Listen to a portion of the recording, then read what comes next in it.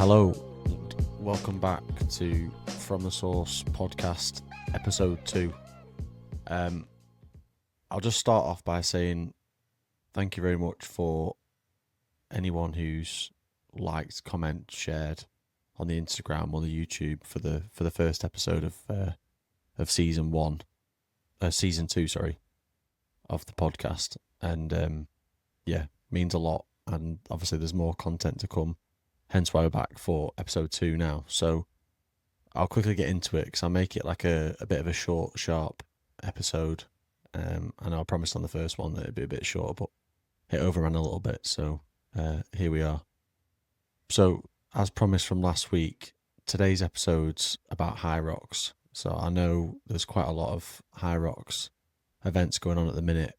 There's London. I think there's Berlin off the top of my memory. Stuff like that. So obviously it's going to be slightly relevant for those people, especially just starting the Hyrox journey. So kind of got like 3 little topics today. I'm going to go into more detail about some other topics on just like kind of its own episode in a few episodes time. So kind of what is Hyrox? Why is it over everyone's Instagram or TikTok feeds? It's just absolutely everywhere at the minute.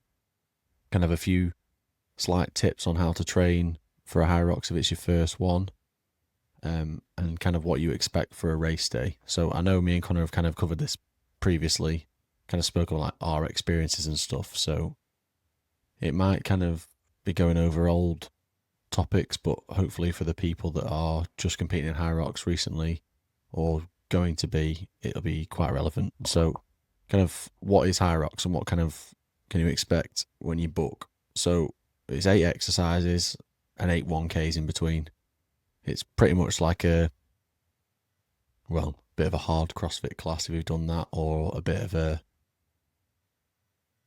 it depends how you want to treat it really, a bit of an interval session. There's different ways people want to break it down on the day to kind of get through it, but the basics of it are 8 exercises and a 1K run in between. So I won't kind of bore you with every exercise that's going to happen, but it's a mixture of cardio, like C2 bikes and stuff, C2 skis, sleds, quite a few exercises that kind of burn your grip, and obviously the runs in between that kind of blow your legs up and try and gas you out. So in a nutshell, that's what it is. Most people want to achieve, most of the people wanting to really push themselves want to achieve that 60-minute kind of breaking that hour is like the goal. That's what people want to do. On average, people do it between like an hour 20, an hour 40. And in between that, there's kind of, you can do it as a solo or a double, or there's the relay, which is with 4 of you. That's a bit different because you just pick 2 exercises each, and each of you do that, and 2 runs as well. So it's become very popular now, because I would say the CrossFit Games, if you've ever watched that, it's quite hard to get to the CrossFit Games because you've got to do a lot of qualifying. Whereas a Hyrox, you can be competing with kind of pro or elite athletes on the same day, right next to them, all in one venue. It's meant to be more of that like family type atmosphere. So it's blown up. People have converted gyms from just normal gyms to just Hyrox specific or Hyrox affiliate gyms. And everyone's just going crazy for it. So very popular. It's a mixture of endurance, short endurance, and a strength workout. So people treat it like a typical run or a gym workout. It depends how strong you are on strength, or how strong you are on running, on how well you're really going to do. But me personally, when we did it, or when I've done it on my own, I see it as just it is a running event. It is a running event with just exercise in between. The runs are like, depends how quick you want to run them, but between 4 and 5.5 minutes a run. Whereas the exercise is really, you might not spend any more than 4 minutes on even just one of them. But most of them are between like 2 and 3 minutes. So it's great for anyone just getting into fitness. Kind of gives you a goal to train for when you go into the gym. It gets you strong and fit at the same time. So you're not specifically just running, or you're not specifically just boring yourself and just doing weights. That's kind of how I got into it, really, because I didn't fully resonate with the CrossFit workouts. I wasn't interested in like the toaster bar or the butterfly pull-ups and stuff. I could do them, but it wasn't like I didn't enjoy doing them. Whereas when I did the Hyrox workouts, it was something I could really like resonate with. I really like running, and I like the exercises because they're like short and sharp. Saying that, I don't really do many Hyroxes anymore at the minute because it's not linked to me not wanting to do them because of the exercise and stuff. It's just purely on it's so popular, and on like the race day, it's so busy. The track's packed, and you train so hard for that time. And this isn't me making excuses on why I've not done better, but the track gets so busy. It's so hard to run. The last one I did, me and Connor did, it was just over 11k we ran, and obviously it's 8 1k exercises. There's a bit a rock zone in between, which kind of adds like 200 meters to each run, but not enough to get you near 11k. And I think most of that is because you're weaving in and out and have to go the long way round just so you can keep your pace. So that's a bit of a brief on why I didn't carry on with Hyrox, but I'll do that in a later episode. So yeah, so that's a bit of a brief on like kind of what Hyrox is and why it's been blowing up, and you'll see it over everyone's feeds and people sharing it and gyms changing and stuff. So really popular. I think it's maybe more popular than CrossFit. I'm not sure. They're both kind of competing for that top spot, but a lot of gyms have changed to just CrossFit or just Hyrox gyms now, so it's appealing to more members, really. I'll go through a bit of a brief on like how you would train for a Hyrox. If you've never done one before, it's a bit of a tough one in terms of not knowing how good of a runner you are before. But like I said, it's mainly a run workout. So kind of the areas to get focus on is running, just general strength, and then like specific strength for the exercise that you'd be doing at Hyrox. So the sled push and sled pull, obviously needing like strong legs. The burpees is like a bit of cardio to do the amount of burpees, but obviously the strength comes in your legs and how far you can jump, because the further you can jump, the less burpees you'll do. But also that is dependent on like how fit you are as well, because by that point when you get to burpees you're kind of blowing. I think it's like the 4th exercise in, so you've done at least 3 runs, and you probably killed yourself by then. So the burpees are the station where even the elite athletes, if they feel good at the burpees, they push on, and kind of if they don't, that's where most people kind of fall, because it has you out of breath and you're blowing out your arse. So yeah, so how to train. So those are the 3 things I'd kind of focus on. People do Hyrox sims, which is kind of, they do like a half sim. So like half the amount of running, half the like 500 meters, or half the amount of exercises, like reps and stuff on the exercise, or kind of mix it up. So like full runs and half exercises, or vice versa. So it's kind of however you want to train, or what exercises you feel you need to focus on more. So when I first started, I did a Hyrox sim to find out which of the exercises I didn't really like, and then I spent a lot of the time just focusing on them, trying to get better at them, which was great until you did the Hyrox on the day and you were like, oh, I wish I'd done more sleds or more farmers carries or something. Something always goes in your first one. It's kind of one of those things where you don't like beat yourself up about it. You just do it as a bit of a test, and then book your second one straight after. And then you find out in the second one how good you really are. So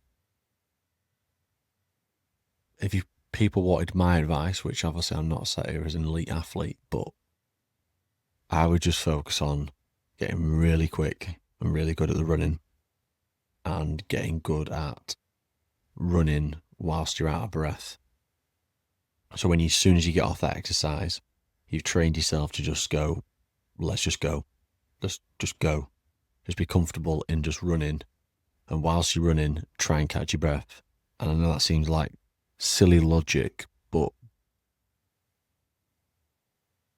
what I found is if I was, say, coming off a sled and I was blowing, all your body wants to do is walk that bit until you get back onto the track.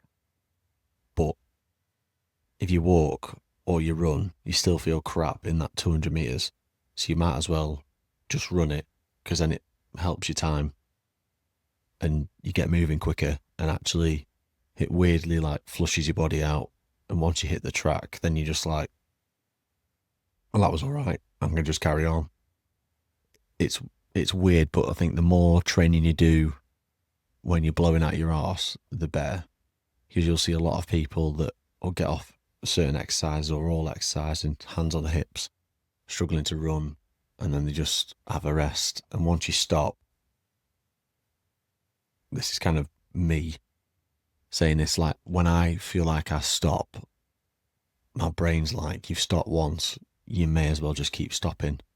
And that just gets in your head, and then that eats into your time, and then that contributes to you getting a slower time. So train hard, but make sure you're running or you're moving more than a walk in between each exercise. Get yourself back on that track as quick as you can. So I think like the motivation when you're seeing people run past you, or you can try and get past other people, actually kicks you on. And before your brain can realise that, oh shit, we're back out on the track, you've nearly done a lap again, and you're pretty much back in. So train hard, do those simulation runs or sims, and just get that body moving.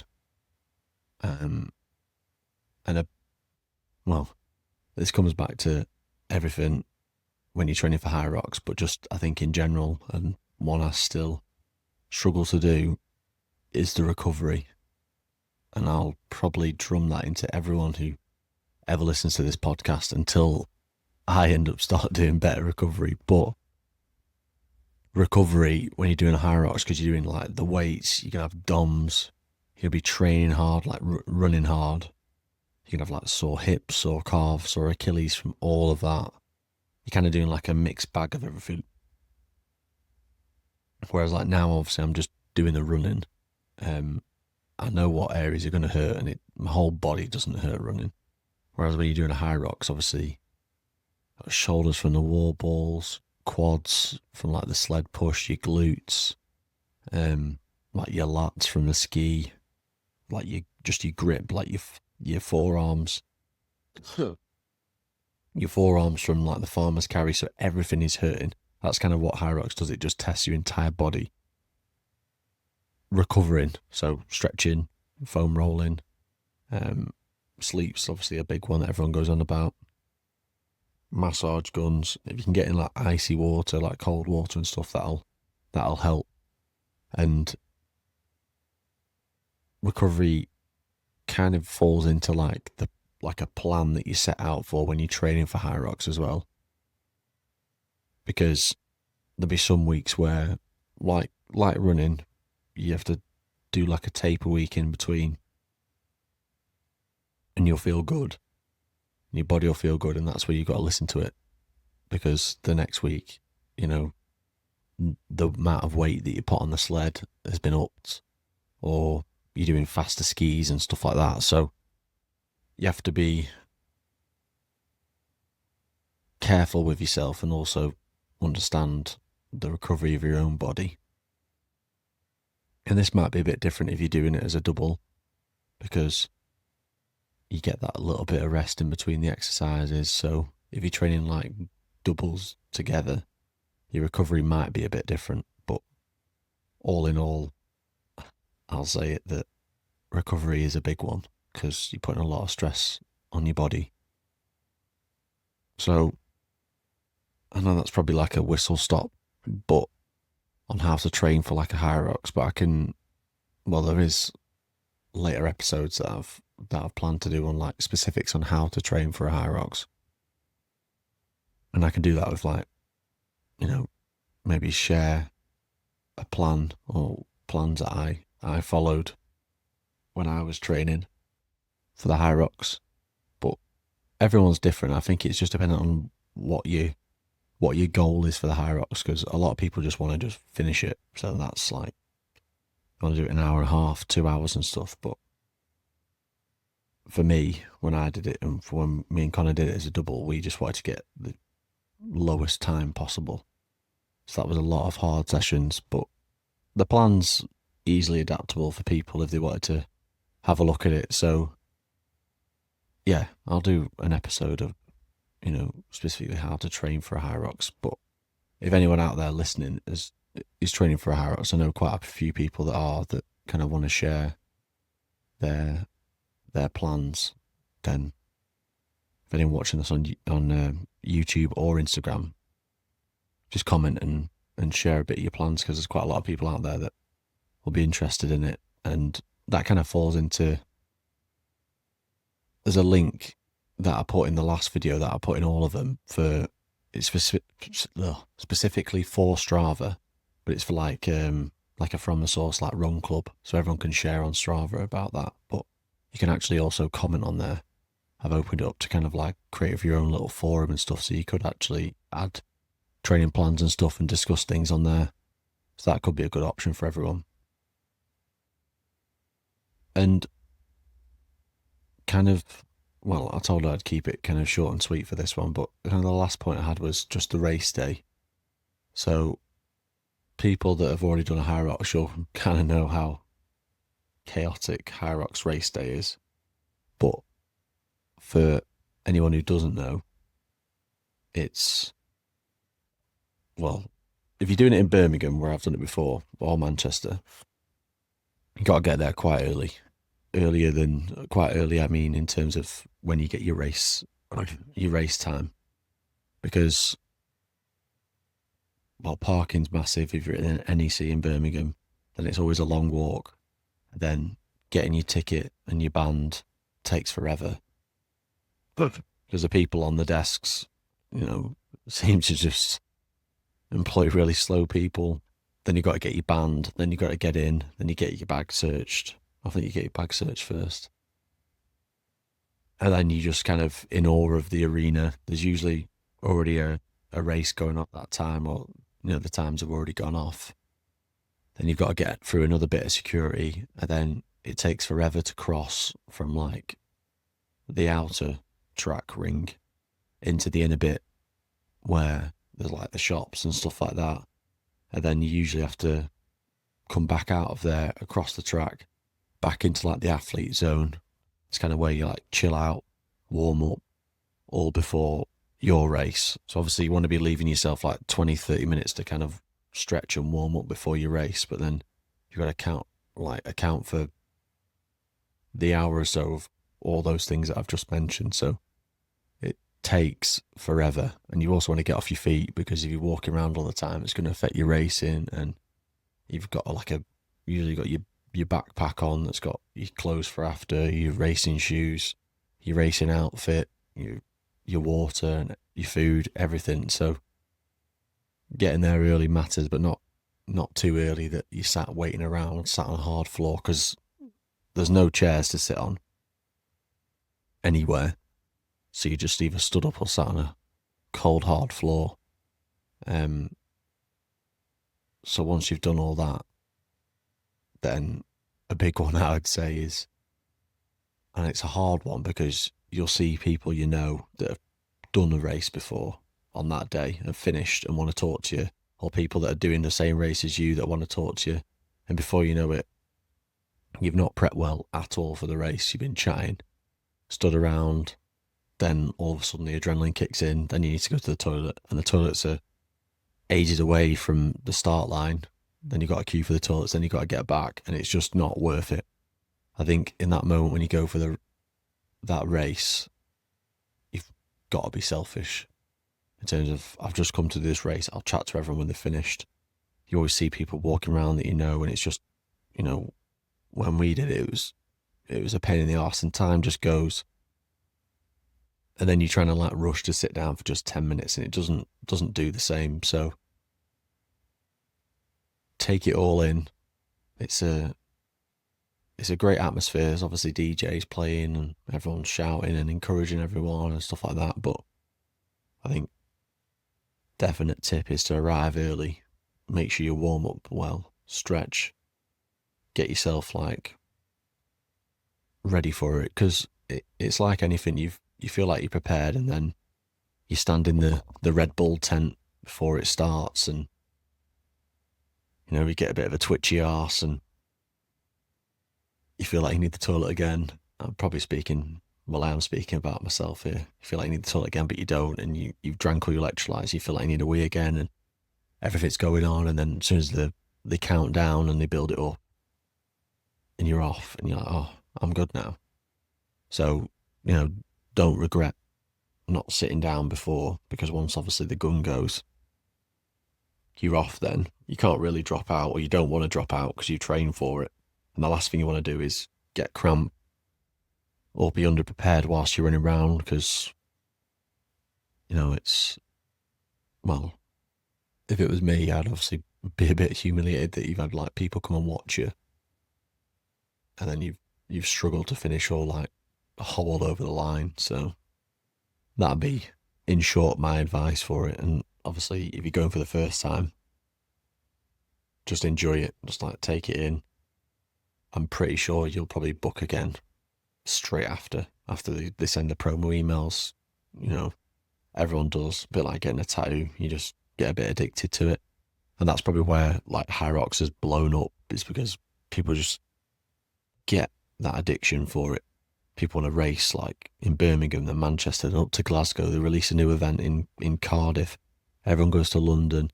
And then I've been abroad and done one, and people start going abroad because it's easier to go abroad to get Hyrox tickets, because they sell out in the UK for whatever reason the quickest, and then you can go to Spain or Italy, or I'm pretty sure that they're in every country, or every main country now.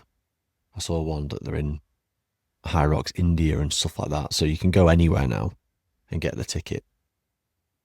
And so you first timers will definitely book again, or you'll book with different people and do a double and stuff. So race day is a tough one because you've trained hard for it, and then I'd hate for people to just kind of give it all up or be crap on the day because they've just got so excited meeting people. A bit like when you run a marathon or a 10K and stuff, you're bound to know people, but depends how headstrong you are to just focus and be like, no, I've come for one thing and one thing only. But enjoy it on the race day as well. So you probably won't get me doing a Hyrox for a bit. Me and Connor said we might do Birmingham again in September, just to try and beat our time again, but that depends because he's now a trail runner and I'm now training for marathons and ultra marathons and stuff, but all that is transferable to a Hyrox. Just got to pick a few dumbbells up and kettlebells and a sled and kind of get back to it. But yeah, so in short, that's kind of a whistle-stop tour on Hyrox. But there's some other topics that I want to talk about on another episode, so I'm going to kind of grow them into one full episode. So I wanted to talk about like my full Hyrox experience, kind of list all the events that or the venues that I've gone to, what I thought about them, what I would change, kind of why I'm not doing Hyrox anymore at the minute. Most of it's probably got to do with the fact that when I first did the doubles, it was 60 quid for two of you. And now it's like 110 or 120 quid for one ticket. for a double, so it's like 240 quid plus the fees plus the photos. So you're talking like nearly 260 quid probably for two of you to go. So that pissed me off a bit. The mental game is a big one for Hyrox.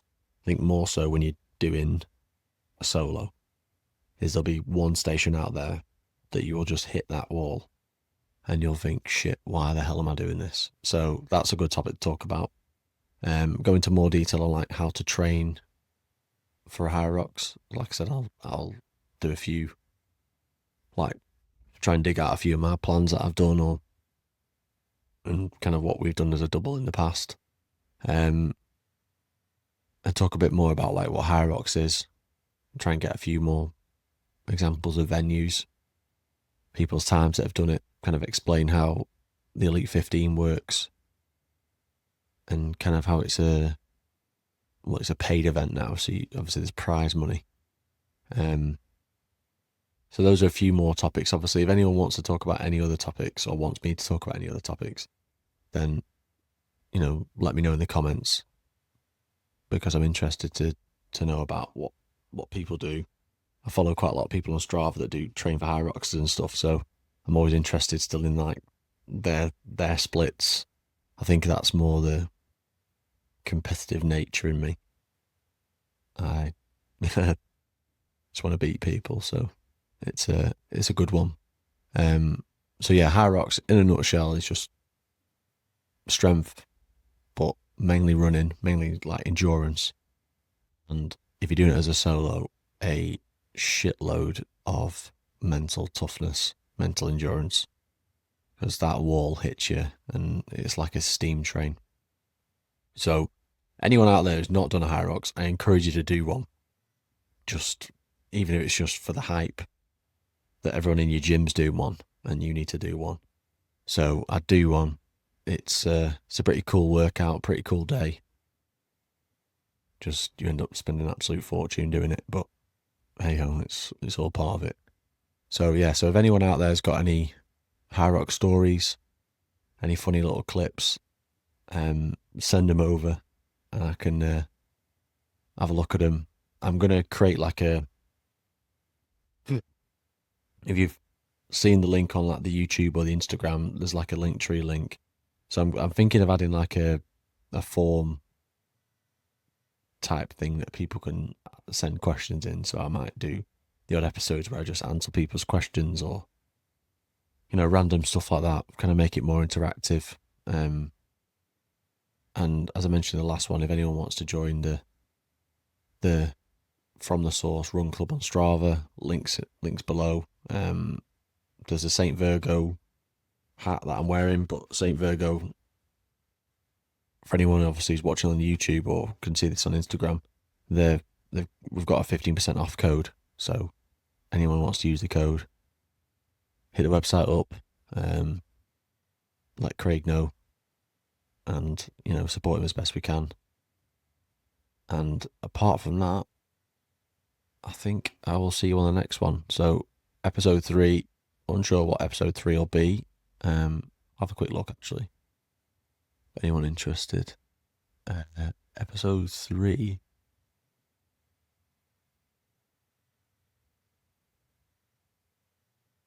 Which might link nicely in terms of like Hyrox and running I'm doing that. It was just around accountability. So how people keep themselves accountable on fitness, and kind of, is that the be all and end all, and is it about proving to other people that you've done it? Is that your encouragement to carry on? So yeah, so we'll talk about accountability and kind of fitness, running, Hyrox, whatever topic kind of will resonate with you. So yeah, thanks for watching, thanks for listening, thanks for all the support, and I'll see you on the next one.